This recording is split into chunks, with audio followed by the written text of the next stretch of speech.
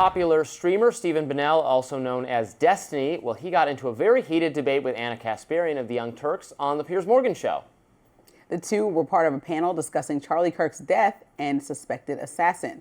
Now, Morgan asked Destiny, who's pretty left-wing, whether he condemned the assassination of Kirk if it turned out Robinson was in fact of leftist bend. Here's his response. If it turns out to have been somebody with a leftist ideology who wanted to shut up Charlie Kirk, would you condemn that? I won't condemn anything until the President of the United States can go on air and say, all of us need to calm down. That's when Kasparian jumped in and things got a bit chaotic. Why is your behavior contingent on Donald Trump? Insane right now. Why is your let me behavior ask a contingent question. on Donald Trump? Let me ask a question. Because he's the President of the United States of America and the leader of the Destiny. You have a huge audience of young men who listen to everything you have to say. So when it doesn't matter. You have a huge audience. Destiny also got pressed for an Instagram post where he seemingly mocked Charlie Kirk's widow. Specifically, he accused her of fake crying and also laughed at the fact that Erica Kirk tagged Charlie in a post mourning him. Here's Destiny defending his actions. I just don't understand it. That's it. I don't understand it. I don't understand you, Destiny. You have so much hatred in your heart, and at the same time, you judge others. If you're going to weaponize somebody's grief against the other party, well, then of course people have a right to fight back against it. I think that she has every right to grieve in whatever way she wants, but when that grief is going to be weaponized to do recruitment, political recruitment, and further radicalization of the other side, then of course you not only have the ability to mock it, I think you have the obligation to mock it. It's insane. Destiny then went on to troll conservatives on X by pretending that he had been banned on Twitch yesterday. On X, he posted a screenshot of an email from Twitch saying he was banned, along with the caption, "Unreal, Elon Musk and other conservatives just got me banned from Twitch. My entire income's gone now. So much for the party of free speech." Bunch of social media users fell for this, including me, actually. I thought that was the first time he'd been banned. But now a community note said Destiny had already been banned from Twitch in March of 2022. And we described him as left-wing. I'm sure, though, if some left-wing people are watching, they'll say we hate Destiny, too, because he's kind of, he's definitely progressive, and he's loyalist to the Democratic Party, but he's, like, very hawkish, very pro-Israel and very pro-Ukraine. He's kind of like a neoconservative Democrat. Anyway, he's completely loathsome, and I would rather be drowned in battery acid than spend 5 seconds talking to him, because you can see there how obnoxious and bad faith and repellent he is. So kudos to Ana Kasparian. Love her, my girl, for wanting to being willing. I'm sure she didn't want to, but being willing to get down in the mud with him. I think his comments were pretty vile. But also kudos to Piers Morgan for having debates between people who actually disagree and letting them go at each other. And, people like us can decide how we feel about it. But you can't condemn political violence because you don't like everything Trump says is just you've poisoned your own mind at that point. Right. And I think that's the thing.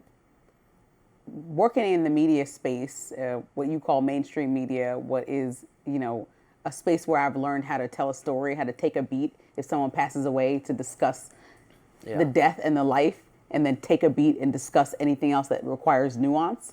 I think there's a certain decorum that you just don't expect podcasters or people with digital platforms to have anymore. And so in some ways it's beautiful because they freed themselves of the institution that is a lot of big magazines, outlets, newspapers, television stations. But in other ways it's terrible because it just allows the worst of the worst commentary to go unchecked. And there is some, I think, baseline of how you should probably react to certain things. So if there's someone explaining that this and this and this happened, would you condemn it? That should be a simple yes. And that shouldn't defeat your entire point about what you're saying. There's a way to disagree and also say something is wrong. And I think he feels like he lost the argument once he says something is wrong.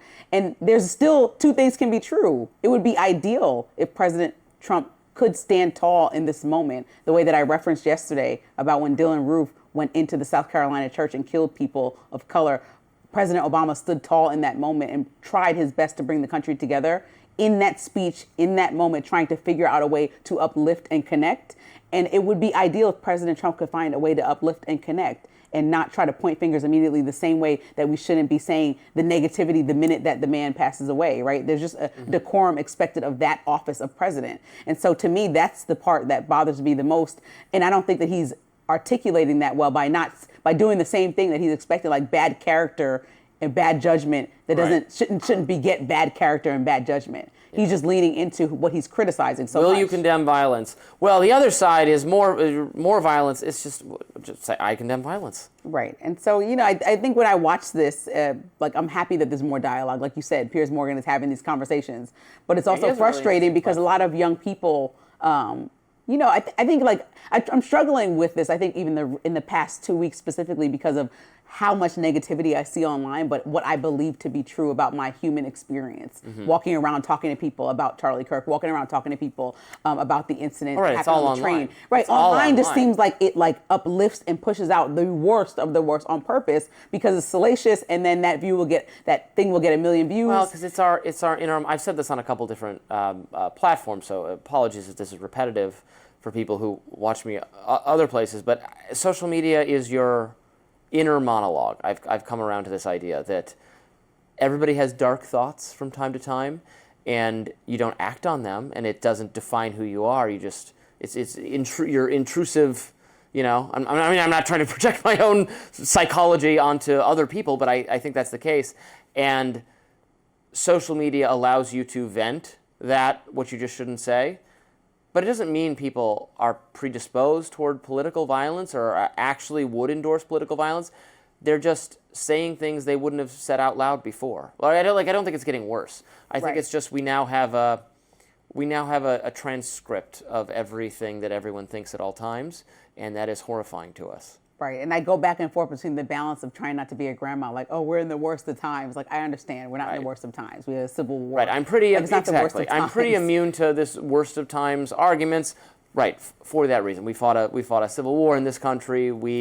There used to be more, lynchings and But it's scary when people call for, and Morning Joe were having a dialogue on the panel yesterday about this, that people are calling for a civil war or suggesting it, or like Representative Marjorie Taylor Greene saying, oh, we need to national divorce. Yeah, national divorce. National divorce. Well, that's like the polite way to say civil war. I think you're rationalizing because that is some positive things that could be said about it. So what's next then? What's the plan? Well, complete chaos? I am for, I think, fraught political subjects on which there is a lot of disagreement, cultural topics, could be best handled by being laboratories of democracy. Let Texas do it one way, let Illinois do it another. And if you like the way Texas does it, you should live in Texas. And if you like the way Illinois does it, you should live in Illinois. Rather than having to have these zero-sum political battles where whoever wins the presidency, then they get to force their view of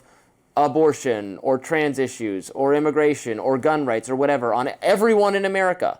A country of 400 million people with a vast range of political views, of people, vast range of income levels and education levels and backgrounds. And cultural heritages. Rather than make us all live under the same rules, why not say, you know what, you do it your way, we'll do it our way, and we'll see. That's what the idea of national divorce. Let red states do red state stuff. Let blue states do blue state stuff. And I think it's perfectly. And that's an ideal way to think. If all as things my considered and all high things school work out. Civics teacher would say, don't go away mad, just go away. But the thing is, some people don't actually have the means to just move to Texas or so that requires, then it creates this, caste system where people with the means to get to the state they most like. People moved across the entire country seeking economic opportunity. People moved from Europe to the U.S. That argument doesn't hold. My ancestors. So, for example, maybe yours. The homeless population that we want to rehabilitate in D.C. so to get them off the street, they can just move to Texas if they don't like how they're being treated. There's obviously I'm not talking levels about to. them. There's very little that can be done for them except mental institutions in most cases. Mandatory drug addiction treatment, that's a totally separate issue. But don't you think I just like to if consider, we don't agree, I like to consider you can have it your way and I can have it my way, and I don't force it on you? I wouldn't be driven out of nice? DC because I disagree with your leadership. I look forward to voting in new leadership or campaigning on the side. Well, that's fine, and you can vote for new leadership in Texas. It's just saying DC shouldn't decide how Texas does it, and Texas shouldn't decide how DC. So we should have no federal rules whatsoever. In DC. Well, we're probably still going to have, like, you can't be like one army. So, like, imagine she's calling it a What do you mean we can't be partially? That's the system the Constitution prescribed. You can't be partially divorced. That's what I'm trying to say. Like, imagine, like, me and you are together, like, we're partially divorced. What is that? Like, there's too much up in the air right there. That means I can kind of do me sometimes, but we still got to pretend to be Sometimes like, divorce is necessary. Let me just put that out there, and let's wrap this. We have a lot more to talk about. I hope you guys stay with us on Rising.